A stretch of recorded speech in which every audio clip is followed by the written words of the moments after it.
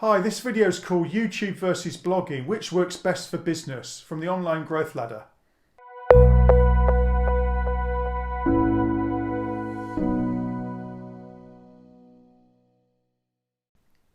So as a small business owner, we're continually trying to drive traffic to our online business, and when you listen to all of the marketing gurus, you're listening to what they're saying.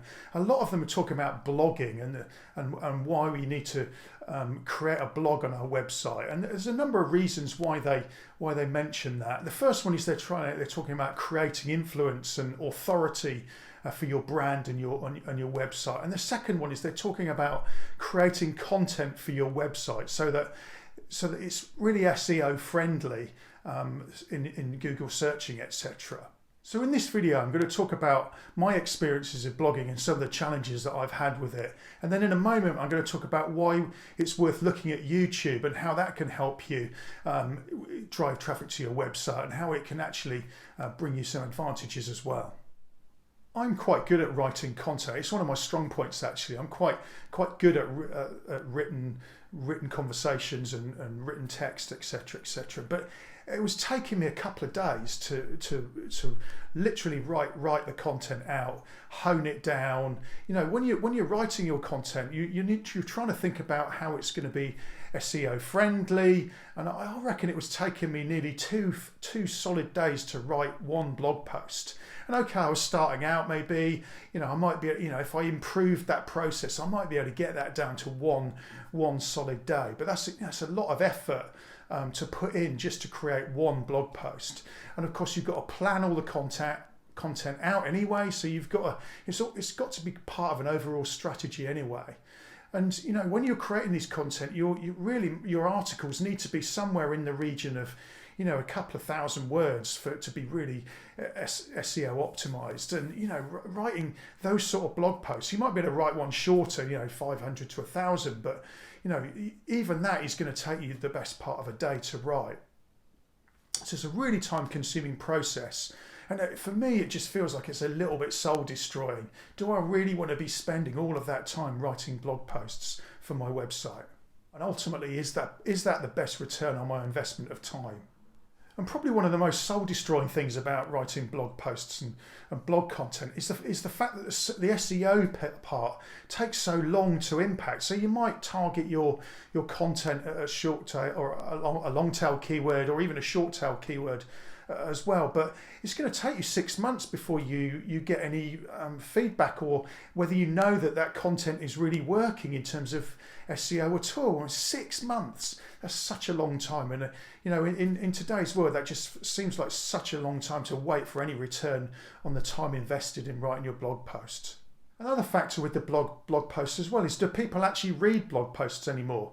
I mean, I don't know what you do when you're searching to solve a problem, or to find a solution to a problem that you've got, or you're trying to find some information, or you're trying to research a product or something like that. You probably do look at some blog posts as you probably do. That is part of your search in Google. But these days, a lot of people are looking at video as well. I mean, I certainly look at a lot of video now to solve problems and to understand things. And when you think about it yourself, when you're actually searching for this information, which one do you prefer to use? Do you use a combination? Do you use video? Do you use blogging on its own? And which is easier to consume? And which do you prefer to get your information from?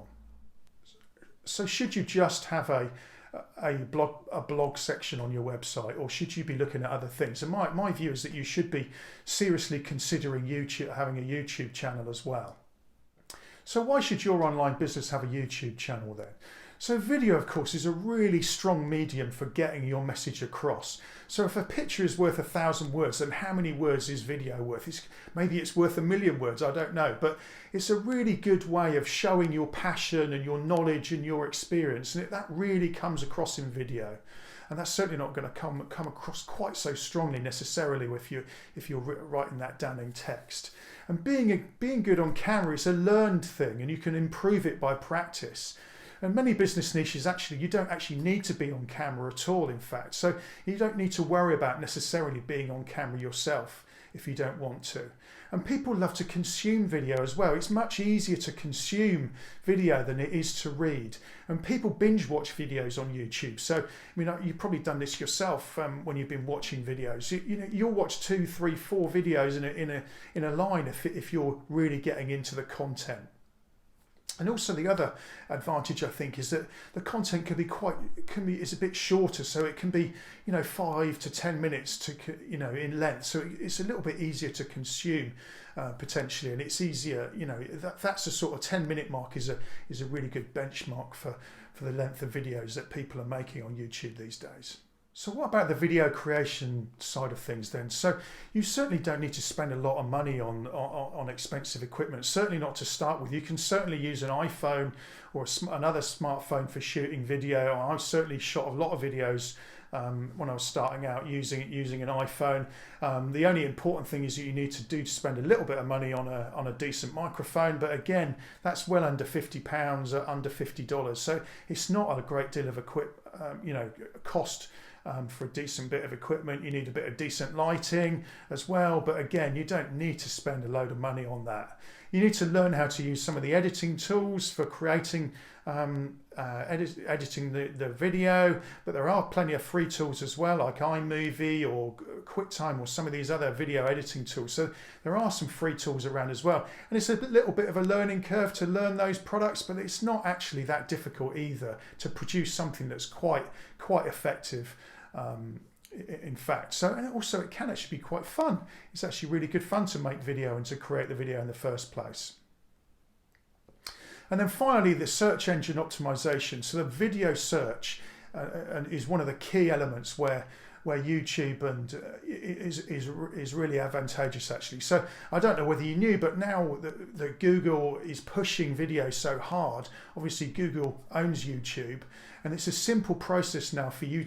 If you can rank your videos in YouTube, and that's quite a straightforward process to do. In fact, if you can rank your videos in YouTube by setting them up correctly, with giving them all of the information they need, or the correct setting up, or etc., then you can rank on YouTube, and then you can also rank in the Google search as well, both in the video section of Google search, but also in the main section of Google as well.